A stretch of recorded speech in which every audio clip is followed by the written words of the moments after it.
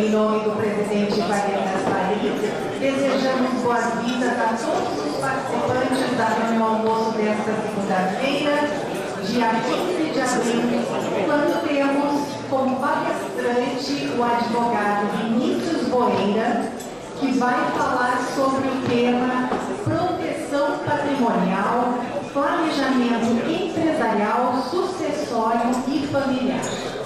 Nós saudamos o representante da Prefeitura de Caxias do Sul, o secretário de Desenvolvimento Econômico, Trabalho e Emprego, Emílio Andreasa. O representante da Câmara de Vereadores de Caxias do Sul, vereador Edson da Rosa. O reitor da Universidade de Caxias do Sul, Evaldo Cunhada. Saudamos também o vice-presidente do Conselho Superior da SIC, Nadir Risse, e o vice-presidente do Conselho Deliberativo da SIC, Remo João Costa. O ex-presidente da entidade, Carlos Raine, os vice-presidentes da entidade, Mauro Bellini, Jane Andreassa e Maristela Tomasi Chiapin, presidentes de sindicatos e entidades de classe ou seus representantes, Davi Ballerini, do Conselho Regional de Administração, Emir José Alves da Silva, da ANERVES, Euclides Sirena, do Banco de Alimentos, Lisete Zamboni, representando o Cid Lojas, Jane Lorandi, do Simplas, Luiz Raimundo Tomazoni, da Mocov Conservo, Luísa Colombo Dutra, da Microempa, Paulo do Poleto, da Fundação Caxias, e Reomar Flavieiro, do Cimex. Saudamos também a imprensa, senhoras e senhores. As reuniões almoço da SIC têm o patrocínio da Florense, Pioneiros, Sicredi e Universidade de Caxias do Sul. Com o patrocínio do Banrisul, BRDE, Marco Polo, Randon, Rede Caminho do Saber, Selbet e Supermercados Andreassa. Apoio da Evercor e Fortaleza. O projeto Degustar de hoje conta com a presença da vinícola Lovatel. Para registrar este momento, convidamos ao palco para uma foto com o presidente Wagner Gasparim, o representante da vinícola, Jonathan Lovatel.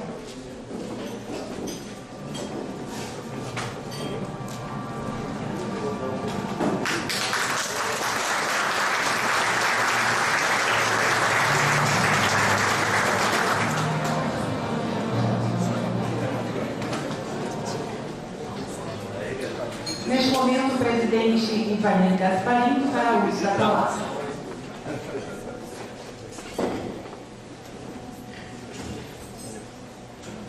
Saúdo nosso palestrante, advogado Vinícius Boeira, secretário do Desenvolvimento Econômico, Trabalho e Emprego, Emílio Andreassa, representando a Câmara de Vereadores de Caxias do Sul, vereador Edson da Rosa, reitor da Universidade de Caxias do Sul, professor Evaldo Cunhada, vice-presidentes e diretores da SIC, senhoras e senhores, queremos saudar a presença do advogado Vinícius Boeira em nossa reunião almoço de hoje, que vai tratar de um tema bastante importante. Muitas vezes, o empresário, por levar uma vida de muitos compromissos com seus negócios, acaba relegando o planejamento sucessório e familiar ao segundo plano.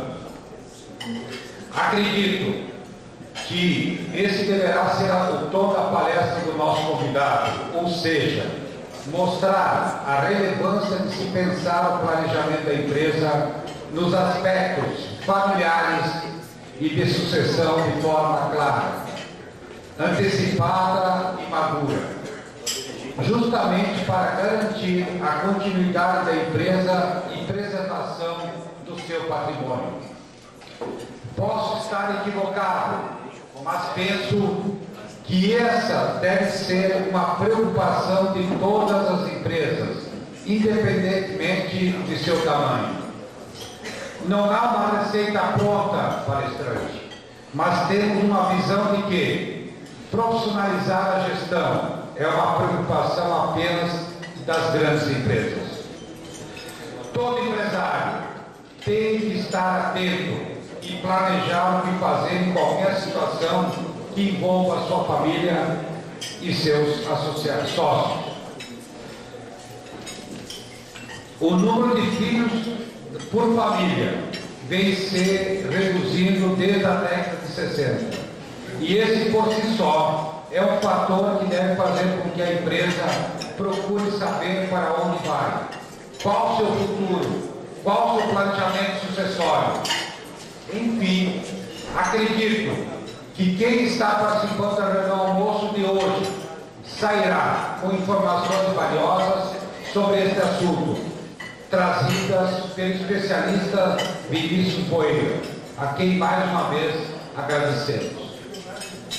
Senhoras e senhores, queremos também aproveitar a oportunidade para registrar os nossos cumprimentos aos empresários da Roberto Lima Godoy e da Guirrice pela recondução à presidência e vice-presidência do Conselho Superior da CIT, em acordo com decisão do colegiado tomada em reunião realizada na última quarta-feira.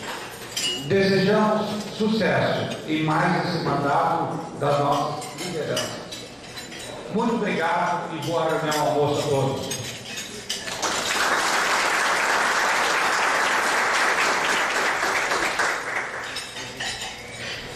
Senhoras e senhores, a SIC possui uma parceria com o Círculo Operário Caxias, fornecendo descontos para as empresas associadas à entidade em planos de saúde, odontológico, convênio farmácia e mais. Nessa parceria, quem ganha é a sua empresa. Informe-se com a área comercial da SIC. A próxima reunião almoço, no dia 22 de abril, terá como palestrante o presidente da Sociedade de Engenharia do Estado do Rio Grande do Sul, Luiz Roberto Ponte, que falará sobre as propostas para o Rio Grande do Sul superar a crise, promover o desenvolvimento e erradicar a miséria. Senhoras e senhores, Vinícius Boeira é advogado, atuante na defesa de empresas nos ramos do direito empresarial, tributário, administrativo e societário, com expertise em proteção patrimonial.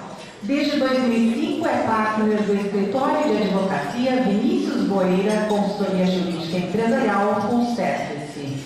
Passamos a palavra ao advogado Vinícius Boeira.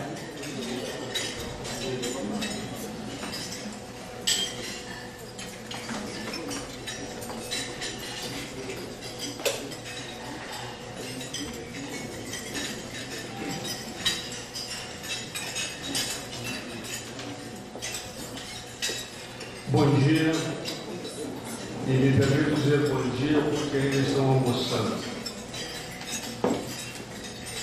Cumprimento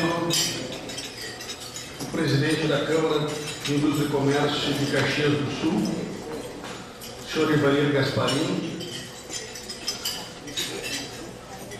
de uma entidade que é, se não a maior, é uma das maiores entidades de representação do empresariado do Rio Grande do Sul, que, se eu não me engano, completará 118 anos agora em julho.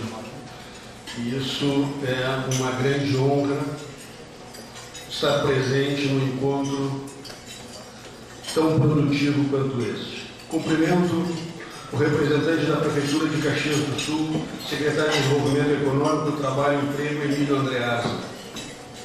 Cumprimento o representante da Câmara de Vereadores de Caxias do Sul, Edson da Rosa. Cumprimento o reitor da Universidade de Caxias do Sul, uma universidade tão importante no desenvolvimento regional e que merece os cumprimentos e as reverências de todos nós, pela importância que traz para a economia local. Reitor Evaldo Cunhado. Cumprimento a todos os líderes empresariais, aos presidentes e diretores de sindicatos, e cumprimento também os senhores e senhoras que são empresários e que carregam o Brasil e o mundo nas costas. Como dizia Ayn Rand, são os Atlas, os deuses que carregam o mundo pelo seu trabalho e pelo seu esforço diário. É uma honra muito grande poder conversar com tão distinta plateia.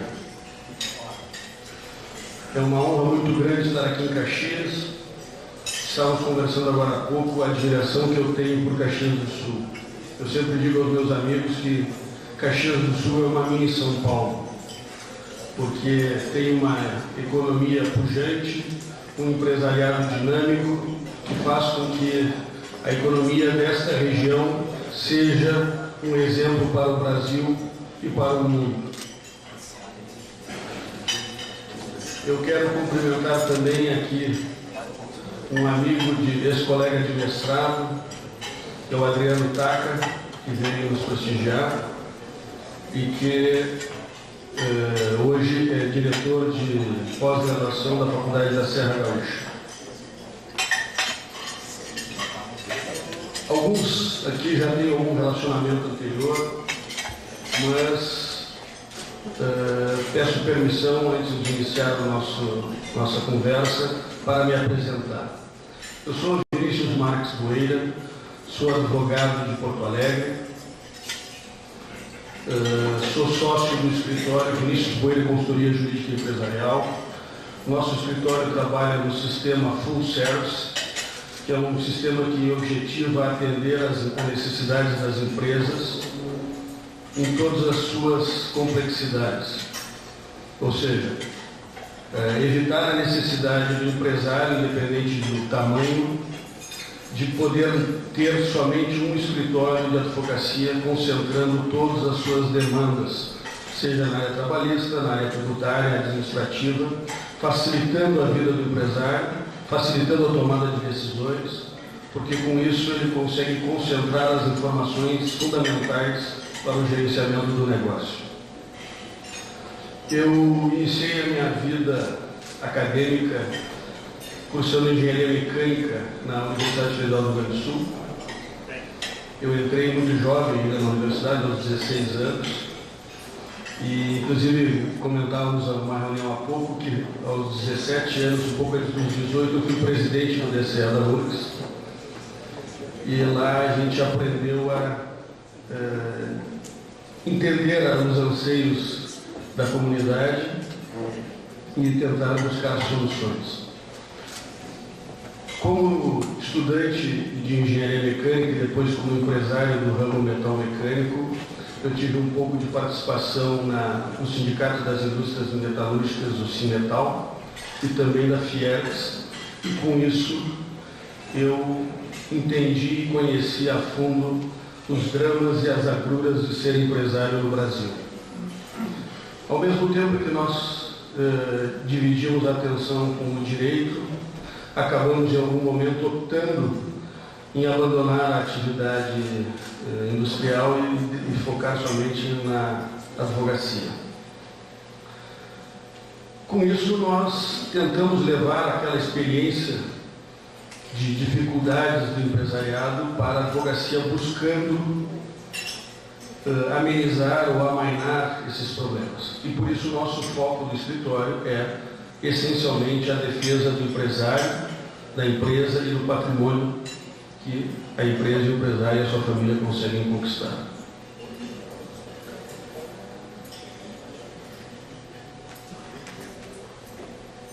Nós vamos falar hoje de um assunto que eu acredito que seja muito caro a todos nós, que é a proteção patrimonial. É o planejamento empresarial, sucessório e familiar. No mundo empresarial, existem diversas dúvidas que assolam o imaginário do empresariado. Existem uma série de questões que acabam fazendo com que o empresário fique sempre em dúvida, por ser uma atividade empresarial muito isolada, uma atividade muito independente, onde o empresário não tem com quem conversar e dividir os seus problemas, acaba não tendo onde buscar as soluções para as suas dúvidas. Eu acredito que, entre as dúvidas que acometem o empresariado, entre tantas, a proteção do seu patrimônio é a que leva a que deveria merecer maior atenção.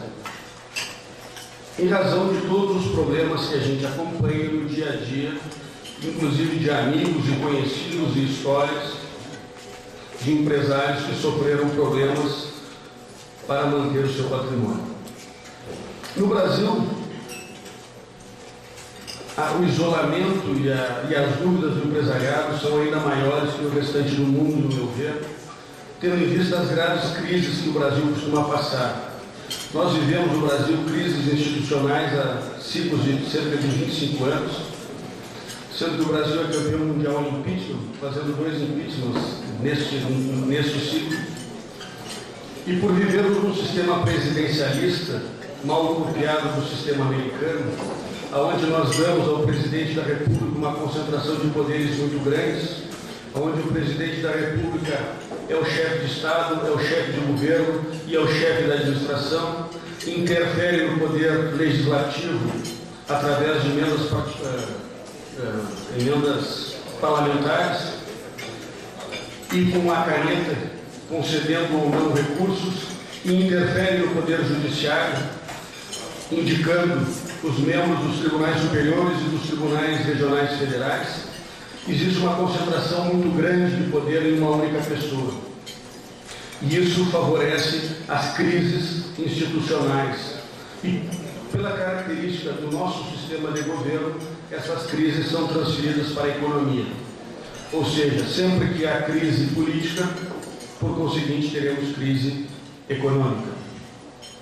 Fora as crises econômicas propriamente ditas, como nós vivemos a de 2008, que felizmente o resto do mundo já superou e o Brasil ainda continua engatinhando para poder superá-la. Aliado a tudo isso, existe a vida, o dia a dia, a vida comezinha do empresário, que tem que imaginar o futuro da sua empresa, planejar o crescimento, pensar sobre os produtos, pensar sobre o atendimento, conferir a produção, conferir as vendas, conferir a lucratividade, conferir o trabalho de todos que estão à sua volta. Ou seja, é uma vida muito atribulada que leva, como disse o nosso presidente Gasparini, fazendo com que o empresariado relegue a segundo plano as questões que realmente importam e interessam em sua vida, que é a manutenção do seu patrimônio pela perenidade. Nesse momento, eu trago que a gente pode conversar sobre isso de maneira mais aberta e tranquila sobre a proteção patrimonial. A proteção patrimonial é fundamental para que o empresário possa trabalhar com tranquilidade e desenvolver as suas atividades, sabendo que, independente das agruras que venham a acontecer no seu dia a dia, a sua família estará resguardada e o seu futuro pessoal também poderá estar resguardado.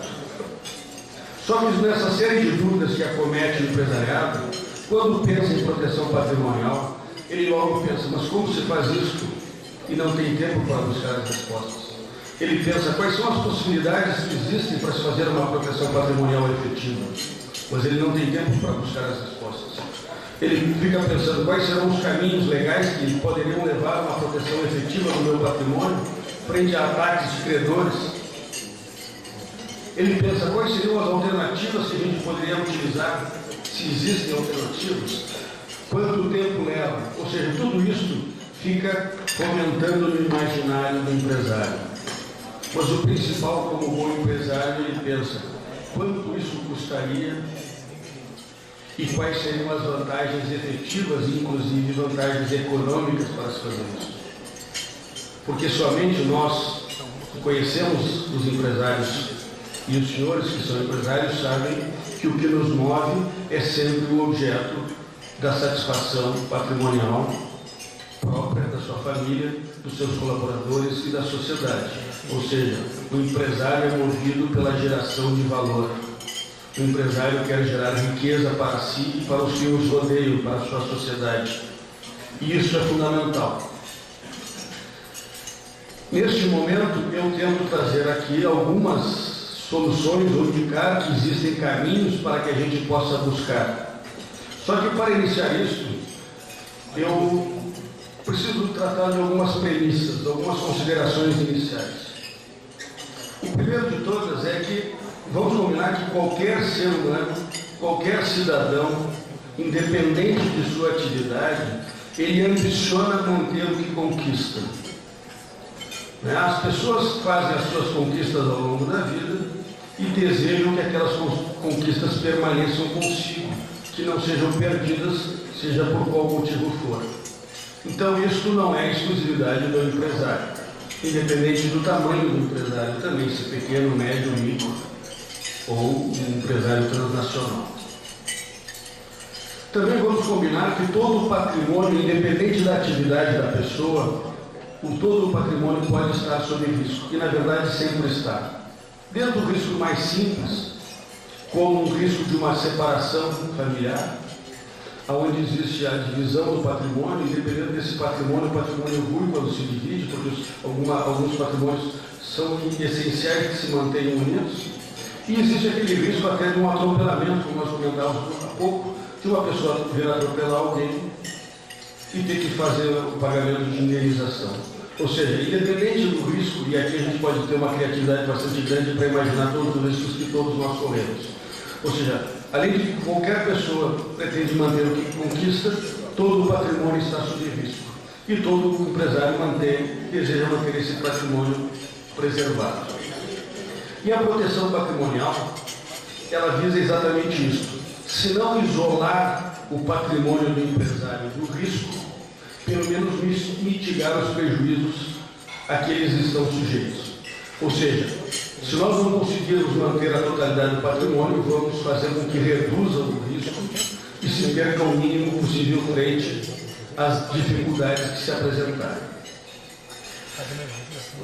De maneira sucinta e econômica na palavra, um planejamento patrimonial, uma proteção patrimonial, é um conjunto de instrumentos jurídicos e societários, é um conjunto de atos que o empresário pode praticar de maneira legal, ou seja, todos eles dentro da legislação previstos em lei, que visem a reduzir o impacto dos ataques ao patrimônio, visem reduzir a problemática que pode surgir com demandas judiciais e extrajudiciais. Mas eu quero enfatizar que existe sempre a necessidade de que isso seja pensado previamente. Toda a proteção, ela é um planejamento, ela é uma visão antecipada. Assim como a gente fala sobre previsão de vendas, assim como a gente fala sobre perspectiva de negócios, assim como a gente objetiva atender um determinado mercado, a gente precisa também fazer o planejamento sobre como vamos conduzir a nossa vida pessoal. O planejamento é essencial para o sucesso da proteção. Caso contrário, acaba-se pecando e cometendo erros. Também vamos combinar que quando se fala em proteção patrimonial, e normalmente a gente pensa que isso se aplica somente a grandes patrimônios, a grandes empresas, e isto não é verdade. A proteção patrimonial pode ser aplicada para grandes empresários e grandes negócios, mas não somente para esses, porque, como eu costumo dizer, o patrimônio de uma pessoa representa a luta de uma vida.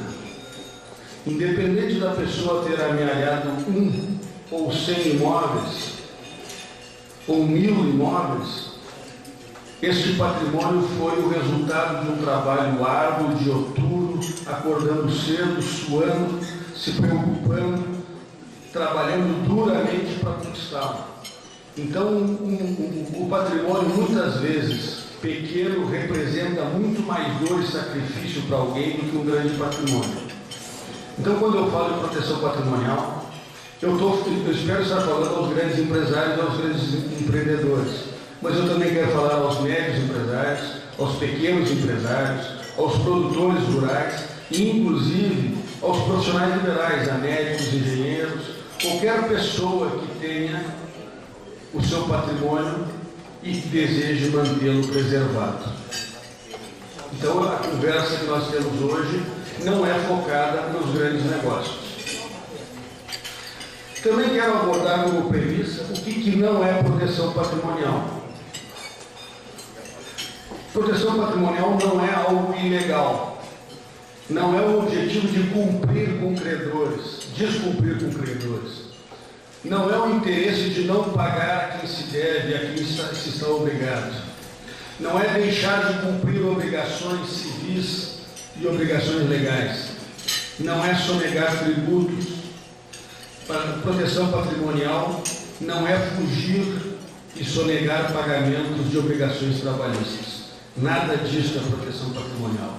Isso pode ser qualquer outra coisa.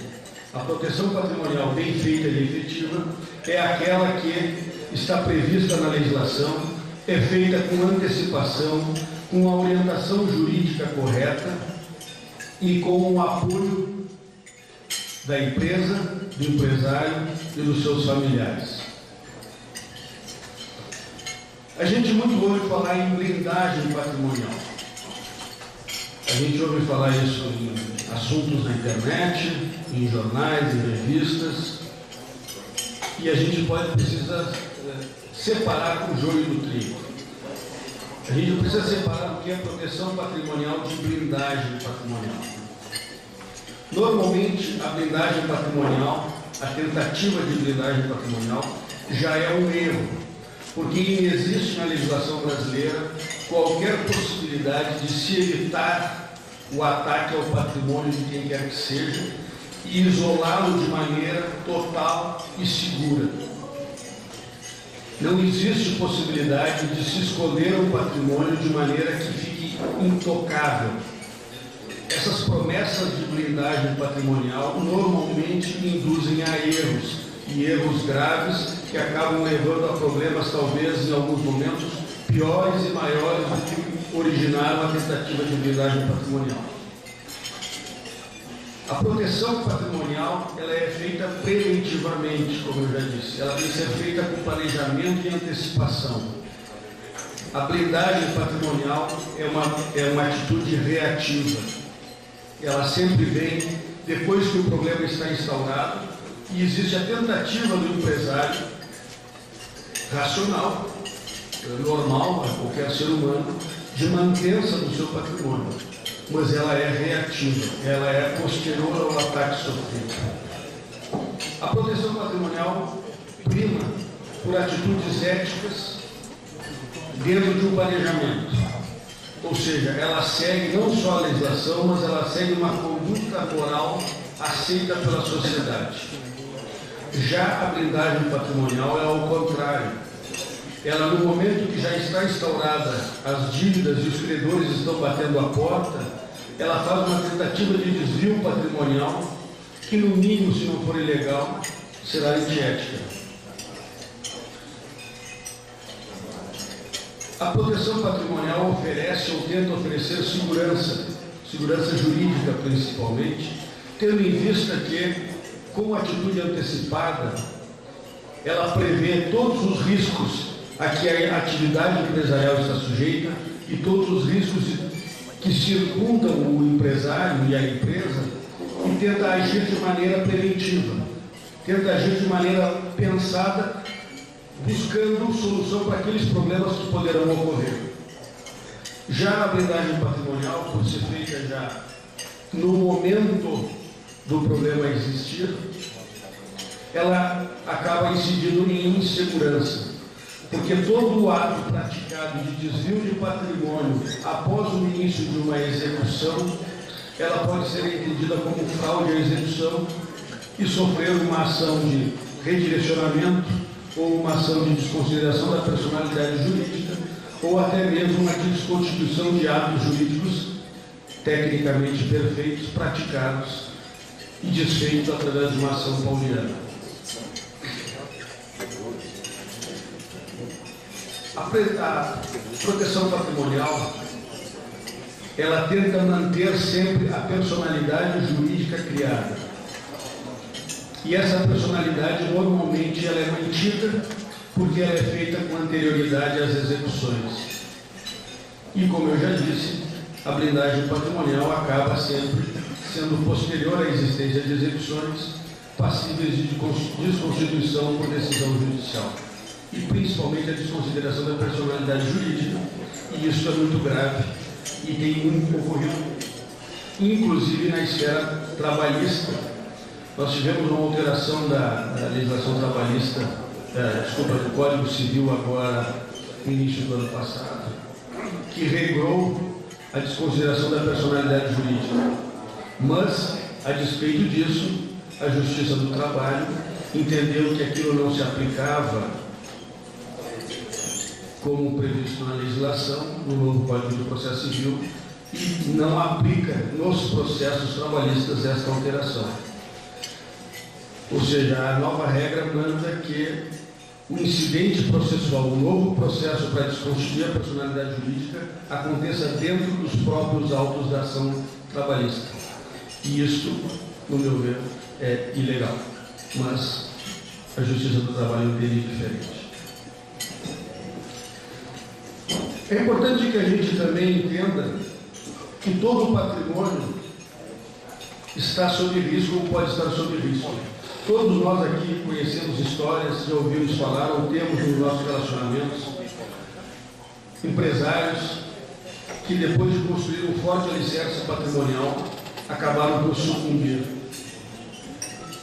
Acabaram por seus próprios negócios desaparecerem e o seu patrimônio se esvair como se fosse vento, sofrendo bloqueios judiciais, sofrendo penhoras, sofrendo leilões e sendo insuficientes para pagar as dívidas, e inclusive pagando as dívidas de maneira irracional, fazendo com que o próprio negócio sucumbisse. Mas não é só isso. O patrimônio empresarial, os negócios da empresa podem estar sob risco por contratos mal feitos, por decisões de investimento mal pensadas, por investimentos equivocados em momentos de crise. Podem estar sob risco por problemas societários.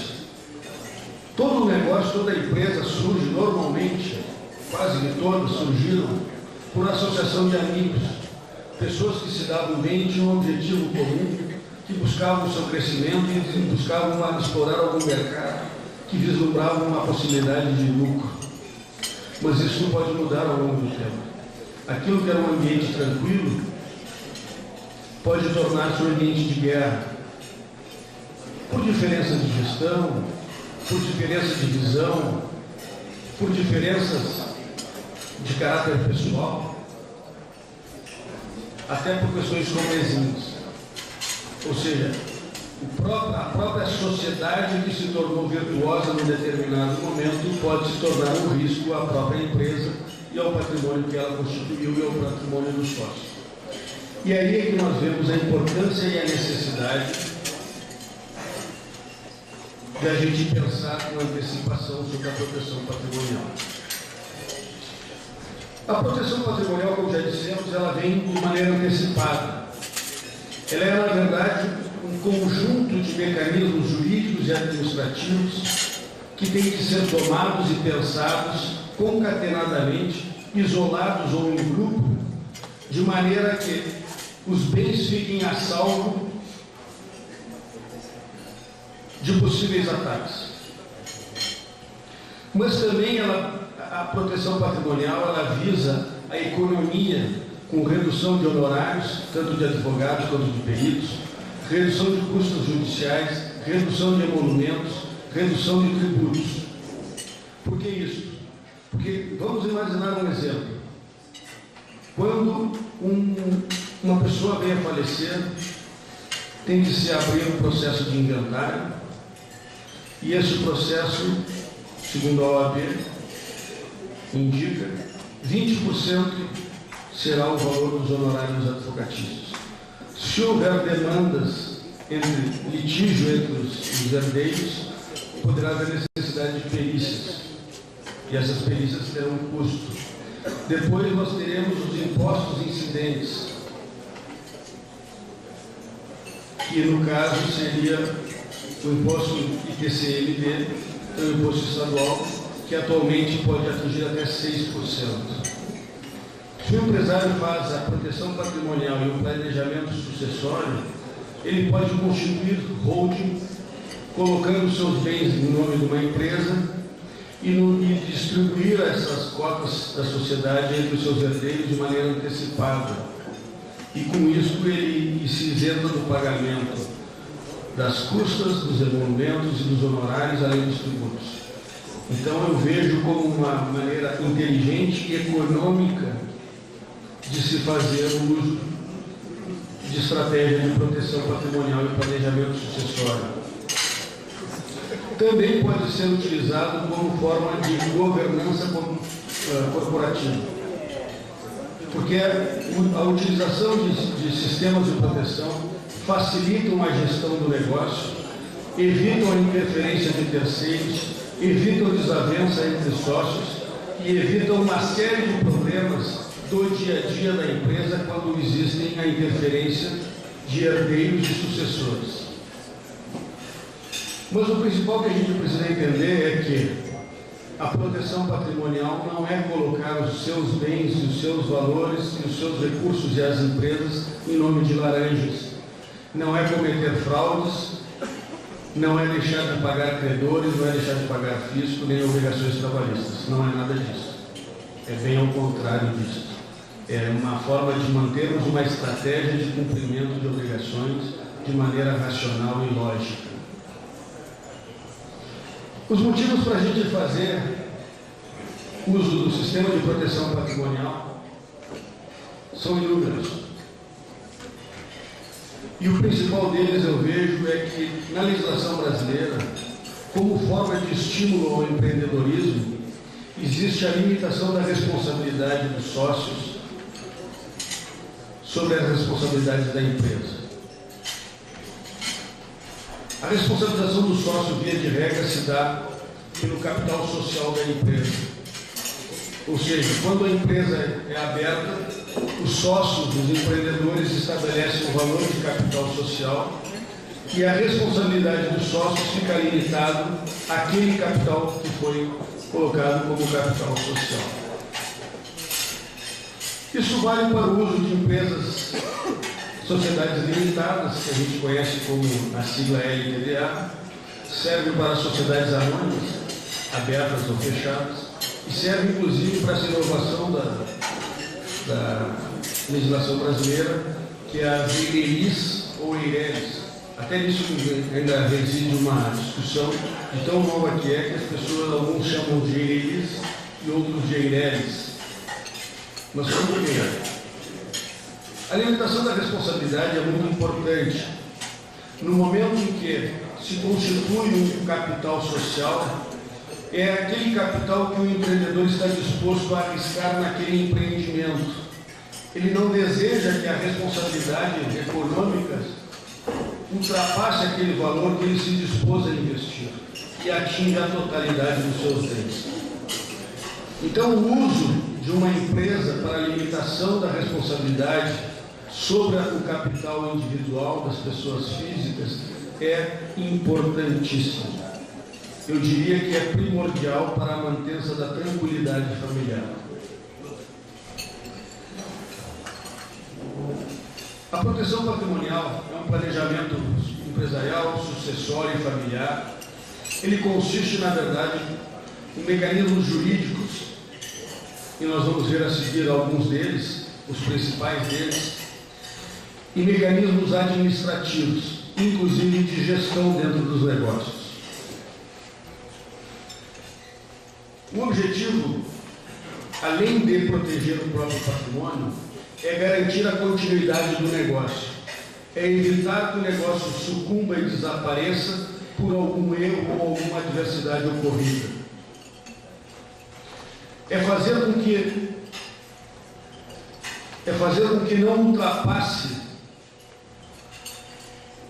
a responsabilização sobre todos os bens do empresário e fique limitado aos bens que ele se dispôs a investir. Ele traz segurança para a família e tenta mitigar os riscos da atividade empresarial. Eu vou dar uma acelerada porque o tempo está correndo mais rápido do que eu gostaria. Quais os principais riscos que nós estamos, como empresários, enfrentando?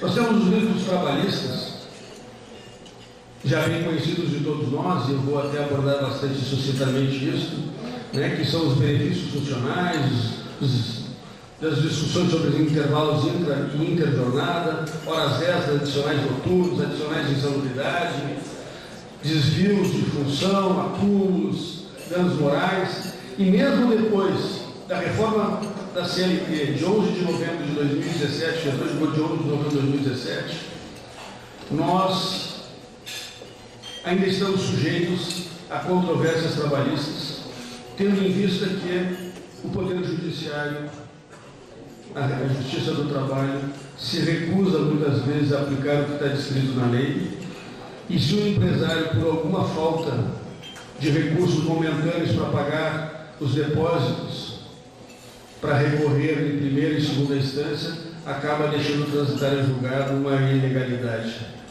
Às vezes por um erro de cálculo do valor do depósito recursal ou das custas, às vezes por um erro no cálculo do prazo para contestar, que inclusive até nisso a Justiça do Trabalho na revolta, que o Código de Processo Civil estabelece que o prazo deve ser contado em dias úteis, e a Justiça do Trabalho diz que são contados corridos, incluindo feriados e dias não úteis. Ou seja, os riscos trabalhistas são muito grandes. Nós temos os riscos tributários, que todos nós também conhecemos muito bem. Alfredo Augusto Becker, um jurista que eu gosto muito da área tributária, daqui de Porto Alegre, daqui não, lá de Porto Alegre, do Bonfim, uma pessoa, uma figura maravilhosa, muito divertida. Ele dizia que nós vivíamos no manicômio tributário, porque a legislação tributária brasileira é muito complexa, confusa, antagônica e de difícil compreensão, inclusive para os especialistas, fazendo com que haja descumprimentos involuntários constantes da legislação. Só para nós termos uma ideia, eu coloquei alguns dados na tela que chamam a atenção para esse manicômio. Desde a Constituição de 88, ou seja, nós temos aí 30 anos, nós temos quase 1,9 novas normas tributárias por hora no Brasil. Isso em nível federal. Se nós contarmos as 3 esferas de Estado, municípios, Estados e União, nós vamos chegar a 1.800 novas regras tributárias por dia. O CRC, o Conselho Regional de Contabilidade de Santa Catarina, estima que as empresas brasileiras gastam 200 horas por mês apenas para se adaptar às mudanças da regra tributária. Ou seja, este manicômio nos leva à loucura e nos impede de cumprir, mesmo de boa fé e boa vontade, a legislação tributária, fazendo com que incidam sobre as empresas, os negócios e o patrimônio, pesadas multas, autuações fiscais, que muitas vezes não são possíveis de reversão, tendo em vista que, em alguns momentos, até no Conselho de Contribuintes, as defesas que nós fazemos não recebem o apoio nem das entidades empresariais, como é comum acontecer. Além dessas, nós temos os riscos da legislação ambiental. Tão confusa e complexa quanto a tributária é a legislação ambiental. E a fiscalização vem aumentando, apertando o cerco, fazendo com que haja pesadas multas, incidam pesadas multas sobre os negócios, atingindo o patrimônio. E esses descumprimentos normalmente se devem a excesso de burocracia, ou seja, são descumprimentos involuntários, contra a vontade do empreendedor. Além disso, nós temos também os riscos inerentes à atividade, que são os riscos societários, como nós já abordamos, e eu vou passar rapidamente por questão do tempo, né? incluindo aí os riscos societários, a inserção na sociedade de sucessores indesejados, ou seja, os herdeiros do sócio falecido muitas vezes ingressam na sociedade sem o perfil empreendedor, sem o perfil empresarial e acabam fazendo com que o negócio sofra solução de continuidade. E também tem os riscos familiares que podem atingir o patrimônio. Brigas e desavenças entre familiares, problemas de casamentos mal sucedidos, falecimentos de sócios, tudo isso pode atingir o negócio, independente da vontade do empreendedor. Mas, afinal, como se faz a proteção do patrimônio? Nós fazemos através de diversos instrumentos jurídicos que buscam de forma isolada em conjunto, através de estruturas jurídicas, personalidades jurídicas simples ou complexas, montar uma estrutura empresarial, uma arquitetura empresarial, muitas vezes com o uso de várias empresas e vários empreendimentos, para manter a segurança do patrimônio. Mas o primeiro item que eu vou tratar sobre proteção patrimonial é o compliance e auditorias periódicas. Ou seja, atitudes de compliance dentro das empresas, independente do tamanho, visam primordialmente a manutenção do patrimônio. Nós precisamos ter certeza que as regras estão sendo cumpridas, que a legislação está sendo obedecida, que os impostos estão sendo pagos e que os trabalhadores estão trabalhando em conformidade com a lei. Isso é fundamental para evitar os problemas. E a principal forma de proteção que se tem ainda é a antecipação ao problema, evitando que eles aconteçam.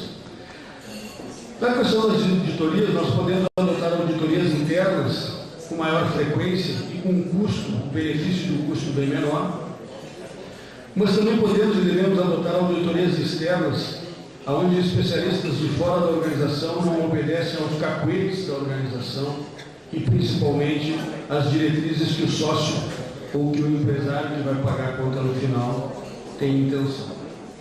Auditar é sempre uma forma de proteção do patrimônio. A segunda forma é a principal que eu vejo, são o uso de estruturas empresariais. Existem as offshores, que eu não vou abordar hoje, porque foge um pouco do espectro da nossa conversa, mas elas são de uso importantes em alguns momentos e dependem de muita análise sobre a problemática que poderá ser enfrentada no futuro. Mas o principal vamos conhecer um pouco das estruturas empresariais. Existem as firmas individuais, que todo mundo conhece, e eu vou passar bem rápido, elas são bem tradicionais, muito antigas, e são uma forma de empreender onde a própria pessoa toma um CNPJ e, inclusive, existe um debate jurídico se aquilo existe, se nessa figura jurídica existe uma personalidade jurídica independente. Ela é a pior forma de empreender, tendo em vista que, segundo a legislação brasileira e a jurisprudência dominante, a firma individual faz com que se confunda o patrimônio do negócio da firma com o patrimônio do empresário, tornando a responsabilização ilimitada sobre o patrimônio do investidor. Assim, é uma forma rápida de se constituir um negócio, mas muito desaconselhável, tendo em vista os riscos que são envolvidos. O segundo é a sociedade por responsabilidade limitada, as LTDAs, que a gente acaba constituindo, fazendo um contrato social através de um contador, desmerecendo a necessidade de estudo de todas as cláusulas, vírgula por vírgula, ponto por ponto, cláusulas contratuais. O contrato social é o que faz lei entre os sócios e regra o relacionamento do negócio com terceiros. Ela pode estabelecer regras que protejam os sócios e o seu patrimônio e podem esquecer de estabelecer essas regras, fazendo com que os sócios e os seus patrimônios fiquem vulneráveis a ataques de credores. É importante também entender sobre a importância da integralização do capital. O capital social ele pode ser integralizado através de recursos monetários, bens móveis e bens imóveis. Ele pode ser feito de plano, de pronto, ou ele pode ser a prazo, que normalmente se coloca a integralizar no contrato social. O capital social integralizado é aquele que foi colocado totalmente disponível no negócio já na arrancada. E isso faz com que a responsabilidade do sócio, não havendo desvio de finalidade, desvio de função, abuso de direito, abuso de poder, a responsabilização do sócio seja limitada exatamente àquele capital que ele colocou à disposição da sociedade. No momento em que, e a responsabilização de cada sócio fica limitada à sua quantidade de cotas sociais. No momento em que o capital fica a integralizar, todos os sócios ficam responsáveis solidariamente à integralização do capital e, quiçá, ficam responsáveis ilimitadamente com o seu patrimônio. Solidariamente, dívidas solidárias e subsidiárias criam confusão. Mas existe uma regra muito fácil para a gente compreender. Solidário é aquilo quando parece uma brincadeira de criança que são todos de mãos dadas. Essa é a responsabilização solidária. O credor escolhe todos que estão de mãos dadas a quem ele deve cobrar. E ele pode cobrar toda a dívida somente de um, ou pode cobrar de todos. O subsidiário seria aquela fila indiana, aquela fila de banco. Se o primeiro não tem dinheiro para pagar, passa a ser o segundo, passa a ser o terceiro e assim por diante. Então é bem fácil de compreender. Aqui nós temos que estudar falar um pouco, e vou abordar rapidamente, sobre a desconsideração da personalidade jurídica. A teoria da disregard of legal entity foi criada na Inglaterra e foi criada de maneira a evitar a burla à lei e a burla à ética, onde os empresários, naquele momento histórico, tentavam desviar os pagamentos aos seus credores, constituindo negócios e dizendo que a dívida era do negócio e não era dele. E aí se criou a teoria de desconsiderar a pessoa da empresa e considera seu patrimônio do sócio. Isso é fora da regra brasileira. A regra normal é a separação das pessoas. Mas existem previsões legais dentro do Código Civil, dentro do Código Tributário Nacional, inclusive dentro da CLT e principalmente dentro do Código de Defesa do Consumidor, que façam com que se aplique a teoria do desregard, ultrapassando o patrimônio da empresa. E por isso é importante uma orientação jurídica correta na estruturação do negócio e principalmente na proteção patrimonial. Já as dívidas fiscais e trabalhistas, elas são diferentes um pouco, porque existe uma facilidade muito grande de redirecionamento das execuções e a teoria e a aplicação, como eu já falei antes, da teoria do desregard, da desconsideração, de maneira quase que imediata, inclusive contrária à lei, no meu ver, pela Justiça do Trabalho. Por fim, existe essa inovação, que é as EIRES, que são empresas de responsabilidade limitada, que são totalmente diferentes das firmas individuais, porque elas seguem a legislação das limitadas e, em algum momento, das SAs, onde se mantém a responsabilização da empresa separada da responsabilização do sócio. O grande interesse, neste caso, e elas são muito úteis para a proteção patrimonial, porque cada pessoa física pode ter somente uma EIRE. E a EIRE só tem um sócio, é uma sociedade com um único sócio. Só que as pessoas jurídicas, e essa inovação veio trazida na legislação, é bastante recente, vai completar um ano agora em abril, que as pessoas jurídicas do Brasil também podem constituir EIREs. E a melhor de todas é que as pessoas jurídicas podem constituir mais de uma EIRE. Ou seja, as pessoas jurídicas podem criar holdings ou várias holdings sem uma nova sociedade, somente entre elas, e também pode-se fazer aquelas estruturações, aquelas arquiteturas onde os filhos do empreendedor criam EIREs, as EIREs criam uma sociedade, essa sociedade cria outra EIRE, essa EIRE cria sociedades, e assim vai montando uma arquitetura de empresas de forma que a gente consegue fazer com que o escudo de proteção ao patrimônio seja realmente efetivo. As sociedades anônimas, todos nós conhecemos, são antigas, existem as sociedades abertas e fechadas. Na proteção patrimonial, nós indicamos sempre o uso de sociedades anônimas fechadas para manter as ações dentro de um circuito ou familiar ou intranegócio, intra-sociedade. Todas as explicações que pode se dar sobre as sociedades anônimas vinculadas à proteção patrimonial são as mesmas das sociedades limitadas. O estudo de uso de qual forma jurídica, qual tipo jurídico ser utilizado vai depender caso a caso, e aí que a gente orienta, a gente pede que as pessoas que queiram e nós indicamos a todos a fazer a proteção do patrimônio, busquem uma orientação correta para que não se faça, não cometam erros, gastando tempo e recursos que depois serão perdidos. O principal que nós temos que estudar na proteção patrimonial são as holdings. E existem basicamente 8 tipos de holding. A principal forma da holding, o principal interesse da holding é a participação em outras empresas, ou seja, é uma empresa constituída para participar de outras empresas, para deter as cotas ou as ações dessas empresas, exercer o controle, na verdade, exercer o domínio de uma sociedade sobre outra. Elas podem ser principais ou acessórias. Nesta arquitetura que nós dissemos, a principal é aquela onde origina tudo, e as acessórias são aquelas que acabam detendo o patrimônio ao longo da cadeia. A primeira que nós vamos tratar é a sociedade holding pura, dita pura, que ela é uma sociedade que tem a única função de participar no capital das outras sociedades. Ela tem a função somente de gerenciar as empresas controladas, uma ou outras empresas. Alguns doutrinadores dizem que é um tipo inócuo de holding, porque não existem benefícios fiscais a serem utilizados, tendo em vista que todo o faturamento desta holding pura, ele é um faturamento isento de tributação. Então se utiliza faturamento não tributável para pagar despesas dedutíveis.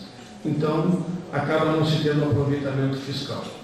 O segundo é a holding mista, que ela, além de ter as características da holding pura, ela pode exercer atividades empresariais. E aí tem a grande, por isso ela é a mais utilizada no Brasil, porque ela consegue ter receitas tributáveis para pagar despesas dedutíveis. Então, além de ter todos os recursos da holding mista pura, ela ainda tem as vantagens de ser uma mista. Ela pode prestar serviços civis e comerciais, mas não industriais. Ela tem todas as características de exercer o domínio sobre as outras empresas. Ela tem a participação no capital detendo cotas ou ações, tudo como a holding pura. A única vantagem é que ela exerce atividades empresariais. Depois a principal de todas elas, que é a holding patrimonial, também conhecida como holding familiar. Ela pode ser feita sobre o tipo jurídico limitado ou SA, dependendo da quantidade de patrimônio e dos objetivos que se tem. Ela é mais conhecida como administradora de bens. Ela pode ser utilizada para antecipação da herança e do cônjuge, para os herdeiros e para o cônjuge. Ou seja, o empresário constitui, o detentor do patrimônio constitui uma empresa, transfere para ela todo o seu patrimônio, inclusive ativos financeiros, e depois divide essas cotas entre os seus herdeiros. E de maneira racional, podendo incluir, inclusive, a divisão, respeitando a legítima, para pessoas que não estão incluídas na cadeia sucessória, destinando para uma parte do patrimônio alguém que ela deseja por algum motivo. Ou seja, ainda em vida existe o planejamento do detentor da massa de destinação do seu patrimônio conforme a sua vontade, evitando despesas com advogados, custos judiciais, emolumentos, taxas e ainda mais aquela desavença familiar que normalmente ocorre quando existe uma ação de sucessão pessoal. Essas cotas que são doadas ou alienadas ou vendidas aos sucessores, elas podem ser gravadas com algumas características.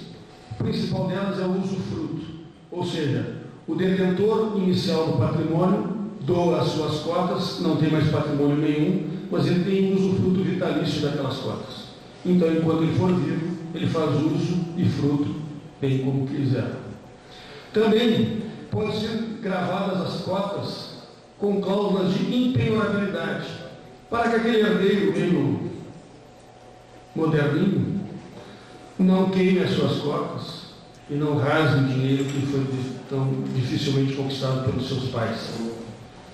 Também pode haver a cláusula de reversão, ou seja, com algumas cláusulas diante de um ato que o detentor inicial do patrimônio discorde, essas cláusulas podem ser revertidas novamente à sua titularidade. Também pode haver cláusulas de inalienabilidade, para que não sejam vendidas, e incomunicabilidade, ou seja, no diante do casamento, de um herdeiro, aquelas cotas não se misturem ao patrimônio do casal. Também esse tipo de holding serve para facilitar a gestão e geração de benefícios fiscais, como nas holdings mistas. Depois nós temos a holding administrativa, que ela é constituída com o fim de aperfeiçoar e otimizar o controle empresarial. Ela faz a gestão do capital social, ela substitui legalmente os sócios pessoas físicas dentro da sociedade, fazendo com que aqueles sócios não tenham mais patrimônio, fazendo com isso uma proteção do nome e do CPF dos sócios. E também serve muito para evitar a interferência de terceiros dentro da gestão do negócio. É muito útil, principalmente nesse último item, de defender a condução do negócio isento da interferência de terceiros. Existe a holding de controle, que é constituída com o objeto social de deter o controle societário sobre uma ou mais sociedades, garantindo sempre a administração do próprio negócio, sem a participação de terceiros, muito semelhante à holding anterior. Esse tipo de holding é muito utilizado quando a empresa é grande, existe um grande número de sucessores, esses sucessores têm casamentos conturbados, e aí se evita a interferência dos cônjuges na gestão do negócio. Existe a holding de participação, que é uma sociedade muito semelhante à anterior, mas normalmente é utilizada para administrar cotas menores dentro das empresas, ou seja, a participação minoritária, quando não se tem interesse em se envolver diretamente na administração do negócio, se constitui essa holding de participação e ela faz a gestão de forma unificada, centralizada e facilita a gestão do negócio.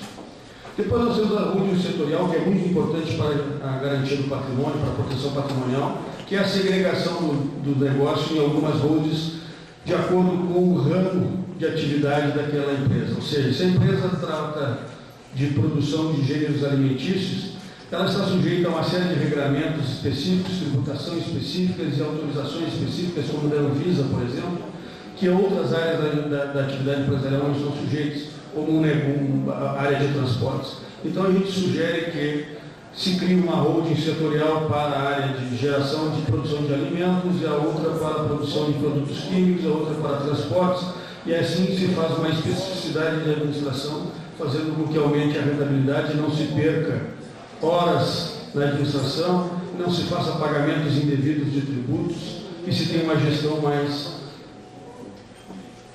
profícua. E por fim existe a holding derivada.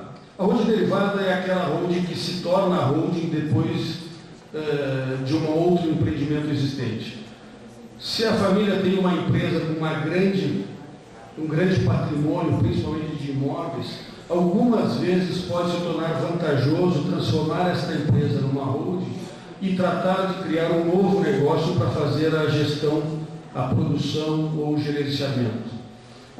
Por que isso? Porque se evita a transferência de patrimônio entre empresas tendo custos elevados dessa transição.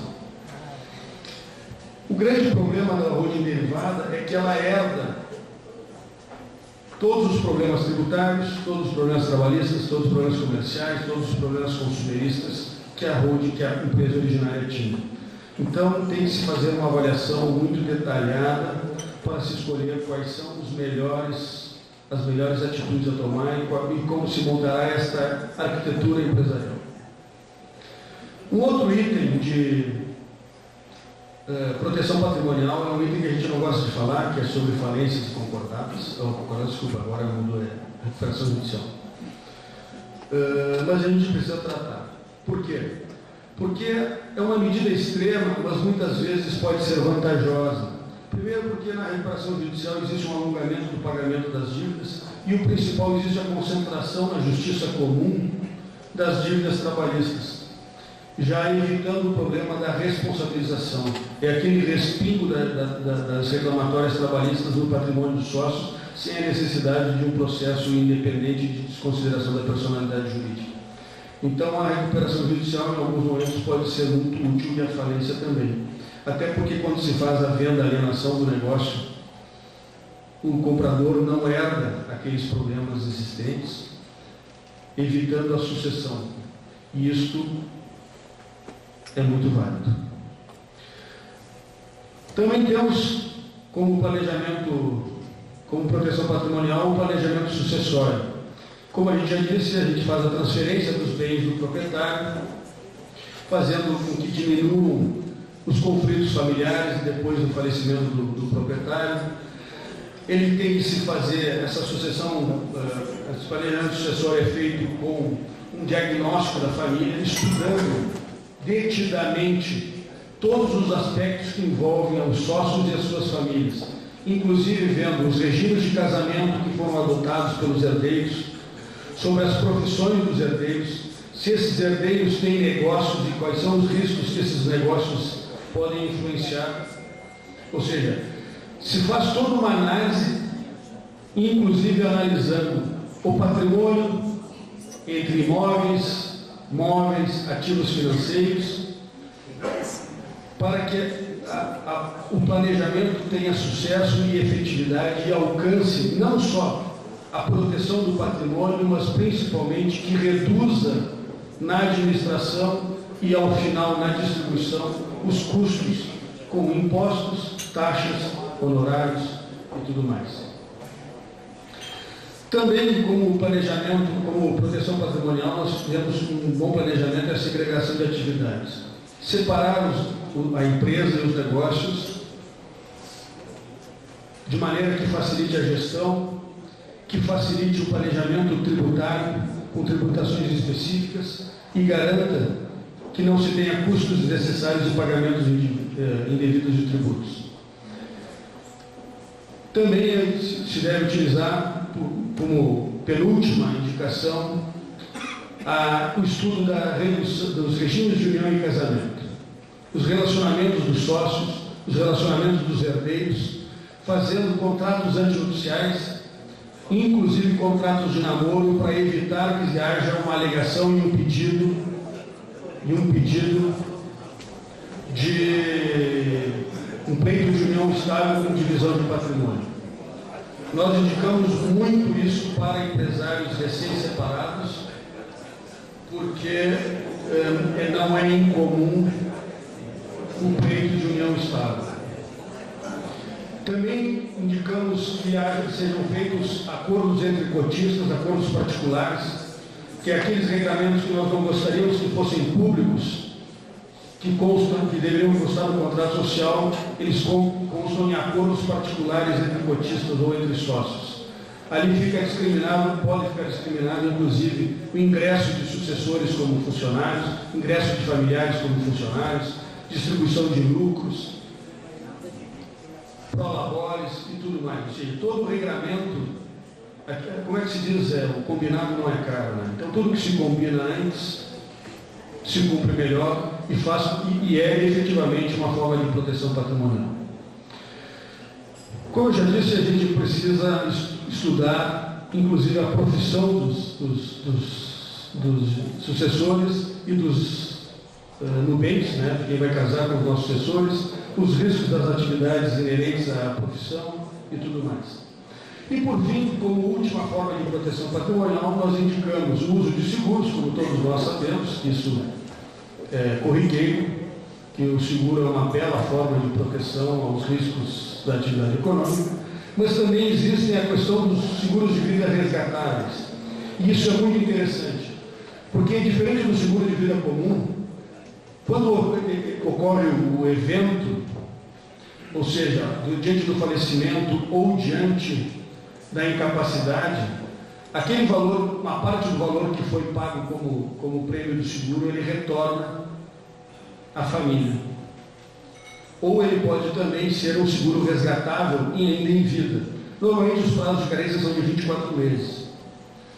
E o valor, o percentual a retornar vai variado de acordo com o prazo em que o dinheiro ficará investido, rentabilizado com qualquer outra aplicação.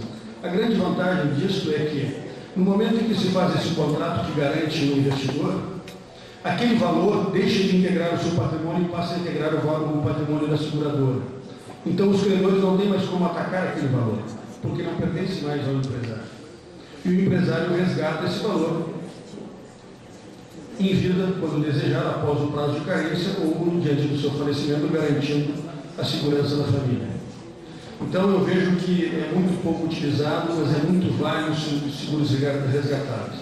E também os fundos de investimentos exclusivos, porque esses fundos eles têm somente um investidor, e este fundo tem um CNPJ próprio, constituindo um patrimônio independente do investidor também.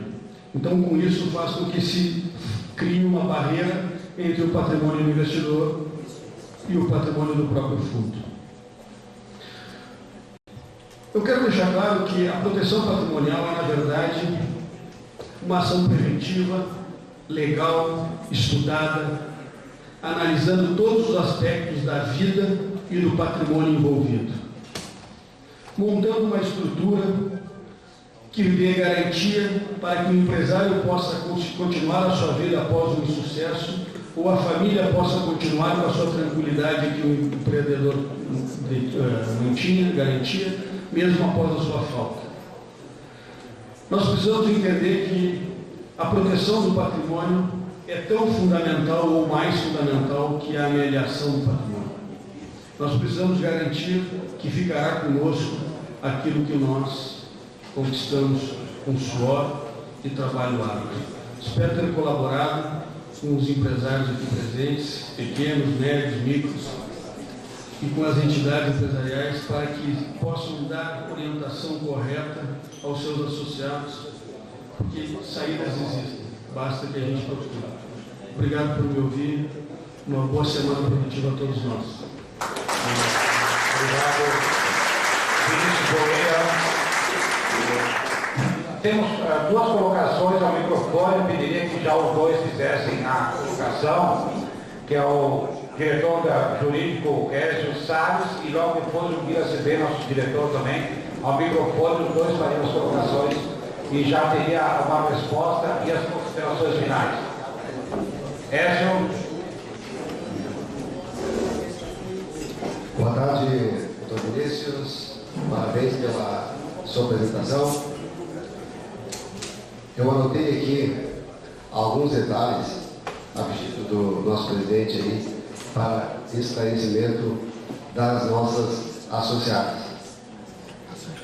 Eu pediria que o palestrante esclarecesse um pouquinho mais sobre o regime de bens de casamento, separação total e parcial, efeitos empresarial. Essa seria a primeira. A segunda é a questão de que, como se sabe, no regime da comunhão parcial de bens, os frutos se comunicam e os lucros de uma empresa podem ser considerados frutos. Então, o que ocorre é que empresários que têm filhos ou filhas casados por esse regime e que muitas vezes não distribui a totalidade dos lucros, distribui 20% e reaplica 80%. E aí, estamos tendo uma problemática hoje do entendimento de que esse dinheiro reaplicado, que deveria ser distribuído, ele passa a fazer com que aquele genro, aquela nora que não faz parte da família, acabe se tornando um sócio oculto no momento da separação, no momento de um falecimento. A terceira pergunta, acho que eu posso fazer todas, né? Seria sobre o objeto social das empresas. As empresas, embora que limitadas, mas se houver a extrapolação do objeto social ou uma fraude à lei, o que ocorre? Os sócios, mesmo que tenham um capital definido, eles vão responder de forma integral perante terceiros, perante prejudicados. Era isso, doutor Vinícius. Obrigado. Eu já passo o Vila ao microfone também e depois as respostas e as considerações finais do nosso palestrante. Alô, bom dia, presidente, colegas empresários, nosso palestrante. Eu quero aproveitar essa oportunidade de compartilhar com vocês um aprendizado que a gente teve no grupo da TACIS, e ele foi despertado numa reunião almoço da CDL há uns 12 anos atrás, quando eu era integrante da CDL jovem, e a pauta de uma reunião janta, não almoço, foi sucessão e proteção patrimonial. E eu vejo esse tema voltar a casa, o que é muito bom, porque assim que está induzindo, está sinalizando aos seus associados uma forma de proteção patrimonial legal. Então eu vou compartilhar brevemente com vocês o que nós fizemos no grupo da TACIS, né, e por que a gente faz propaganda da proteção patrimonial. Eu sou empresário, filho de empresário e neto de empresário. Ou seja, como 95% das empresas brasileiras, nós somos uma empresa familiar. O meu avô teve 7 filhos e os 7 filhos ao todo tiveram 13 netos.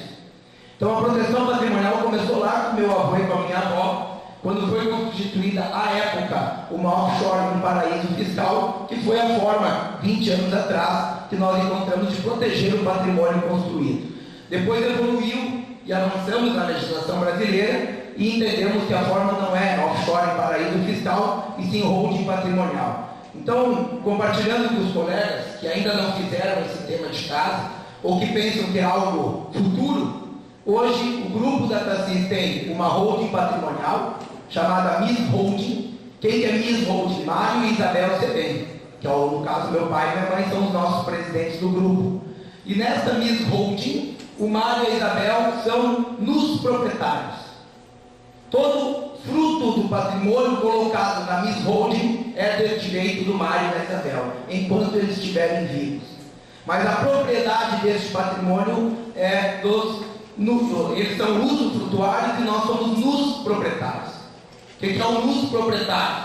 Eu e meus 2 irmãos somos donos de todo o patrimônio construído pelo Mário e pela Isabel, porém estamos nus. Nós não temos direito nenhum sobre o patrimônio, não podemos alienar, não podemos vender, não podemos usar o usufruto, porque esse usufruto está garantido ao Mário e Isabel. Então façam essa análise, é um assunto extremamente técnico, não queiram fazer sozinho, colegas empresários, contratem consultoria especializada nesse tema, porque só um detalhe que nós aprendemos na nossa consultoria, presidente: todo o patrimônio do Mário e da Isabel que passaram para a Miss Holding foram isentos de TBI. Porque na composição do objeto social da Miss Holding não constava alocação de imóveis ou venda de imóveis. Se constasse, incidiria ITBI.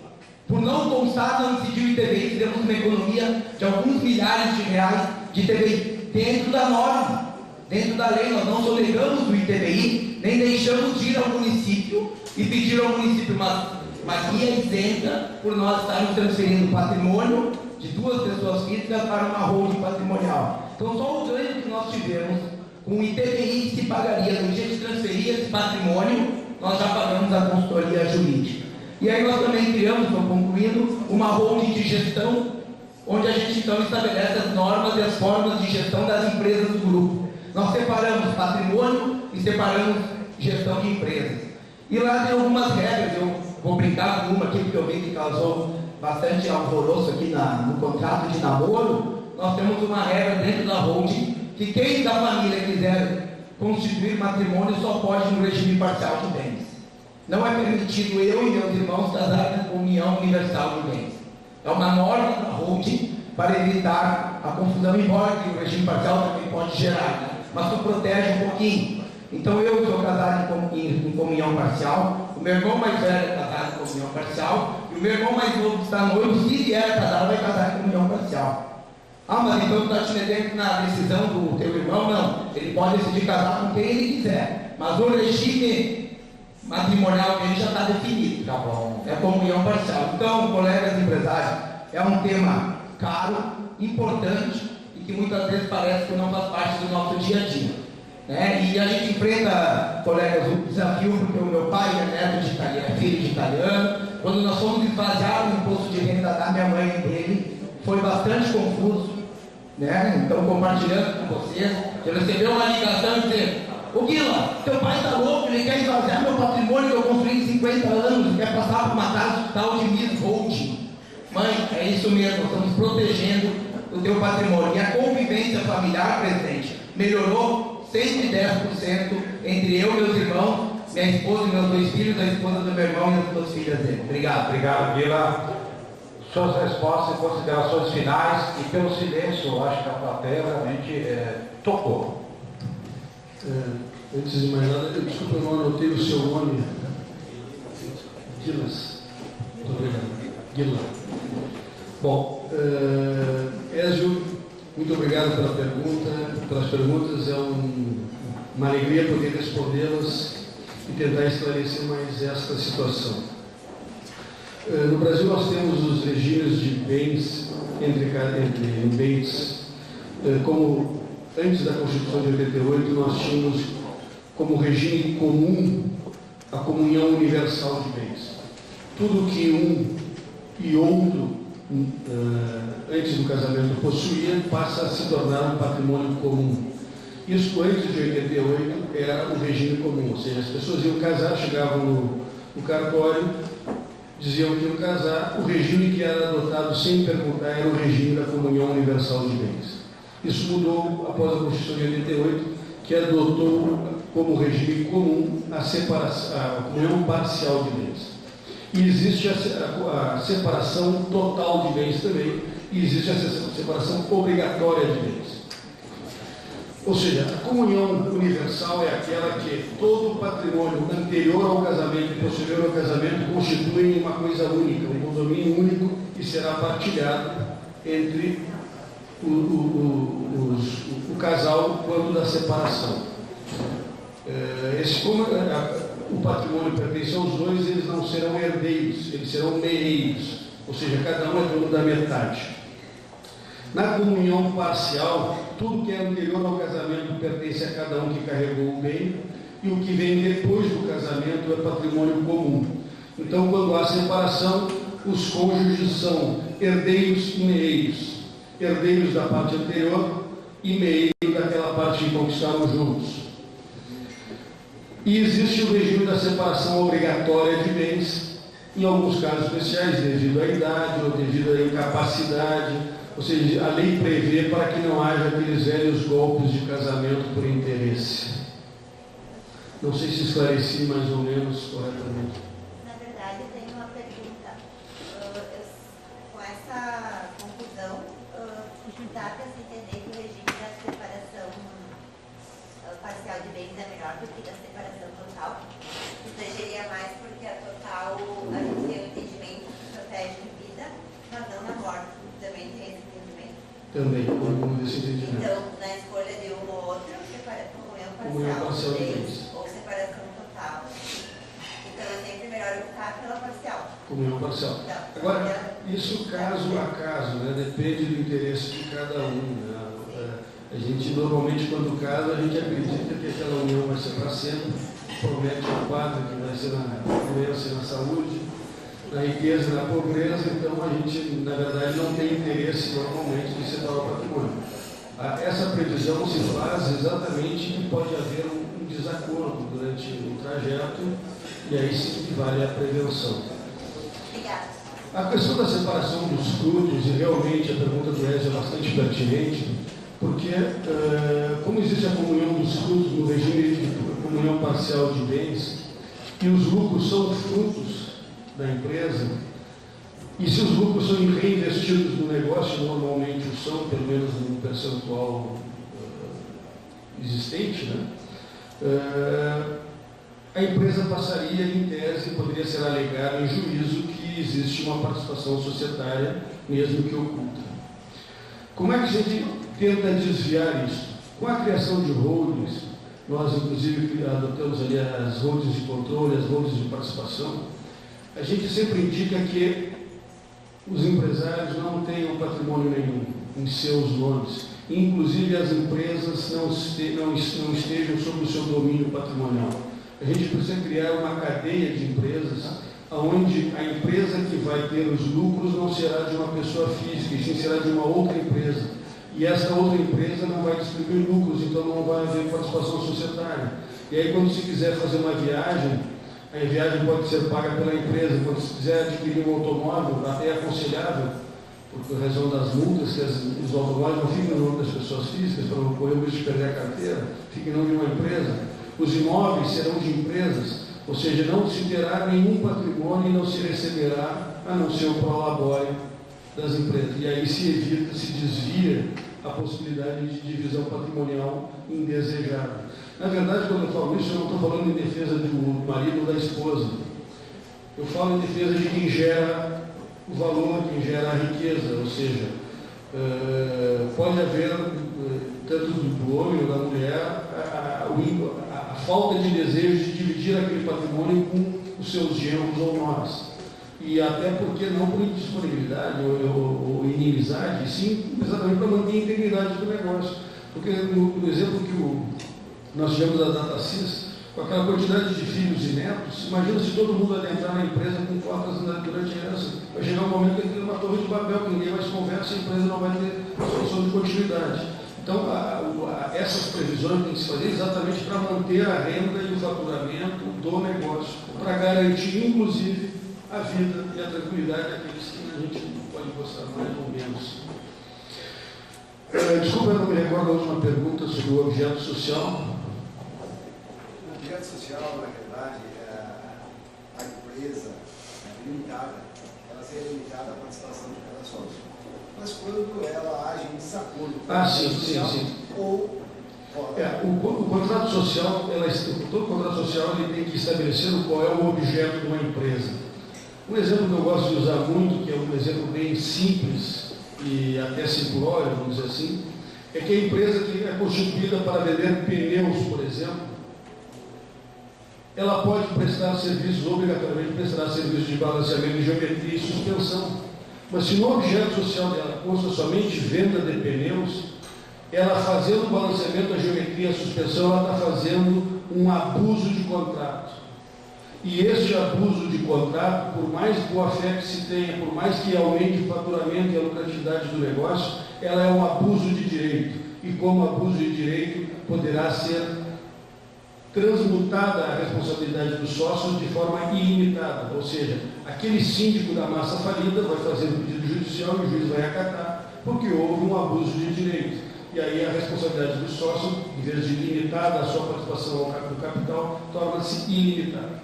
Então, por isso que a redação das cláusulas contratuais é fundamental. Eu não gosto de tratar do abuso da ilegalidade cometida, até porque eu acredito que todo empresário ele tem boa fé, boa vontade e é cumpridor de leis. Quando isso ocorre, é normalmente por força maior ou de razão involuntária. Então, quando acontece, acontece sempre com boas intenções, mas os efeitos não respeitam as boas intenções. Eu agradeço a todos, agradeço muito o convite, realmente eu fico muito alegre, muito feliz de estar aqui conversando com vocês, porque para mim é uma honra poder palestrar na reunião da CITA. Muito obrigado, uma boa tarde e que todos nós tenhamos uma semana muito produtiva e